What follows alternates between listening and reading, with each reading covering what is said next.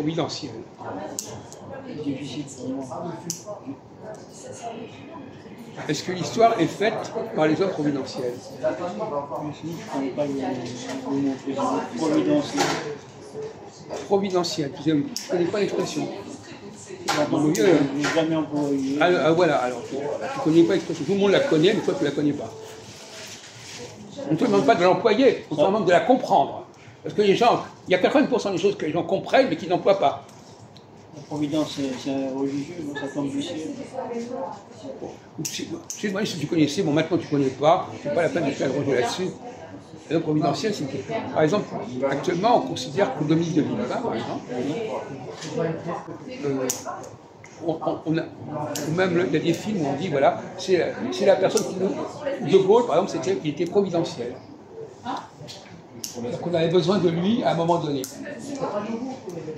Il nous a envoyés par la Providence. Est-ce qu'il y a des hommes providentiels? Est-ce qu'il y a des gens qui sont tellement importants, dont le rôle est tellement important, qu'on ne peut pas s'en passer? Qu'on les attend. On attend leur arrivée. Comme le Messie, on attend l'homme providentiel.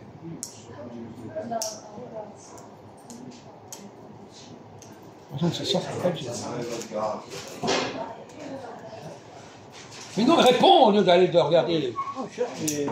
C'est des gens... des excuses pour ne pas répondre. Historiques. Hein? Historiques. On te demande, est-ce que l'homme providentiel est un personnage important au niveau historique? Et alors est-ce qu'il y a des choses plus importantes que l'homme providentiel?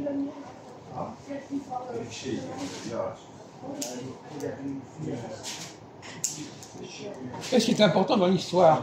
Qu'est-ce qui fait l'histoire?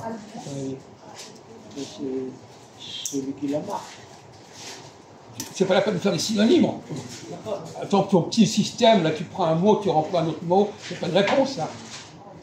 C'est la mouche du coche.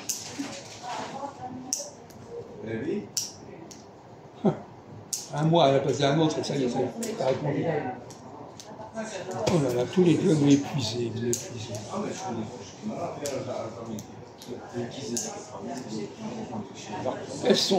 Qu'est-ce qui fait l'histoire? L'histoire, elle est faite de quoi, l'histoire? L'histoire de l'humanité, elle est faite de quoi? Son avis. Quelle est ta vie? Par des hommes. Bon, d'accord. Bon, alors, après. Chronologie, le temps. Non, mais on te demande qu'est-ce qui fait l'histoire. Chronologie, elle raconte. Les événements. Bon, est-ce que tu peux aller dire, c'est très très basique ce que tu dis. Hein. Les événements, quel genre d'événement? Quoi un événement? Là, on en a parlé, la Révolution française c'est un événement, le mouvement de rébellion c'est un événement.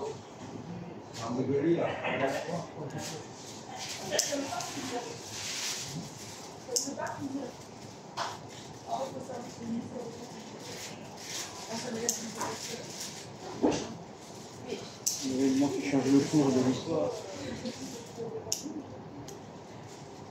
Mais est-ce qu'il y a des événements qui changent le cours de l'histoire? Le cours de l'histoire, c'est déjà un grand mot. Est-ce que l'histoire a un cours? Par exemple, De Gaulle, s'il ne s'est pas manifesté,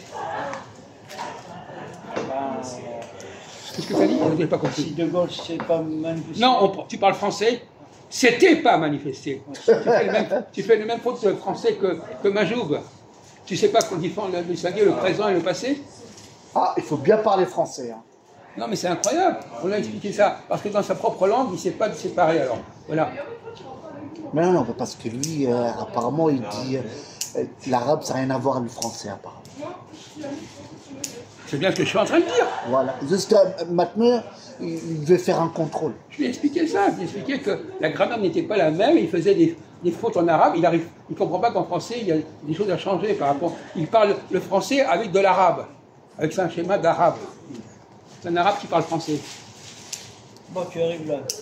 On est sur le mot providence. Non. Quelle est la question que je t'ai posée là?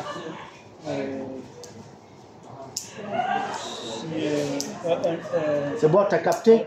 Un homme devenir providentiel. Bon, d'accord, alors. Ah, il y a un moment.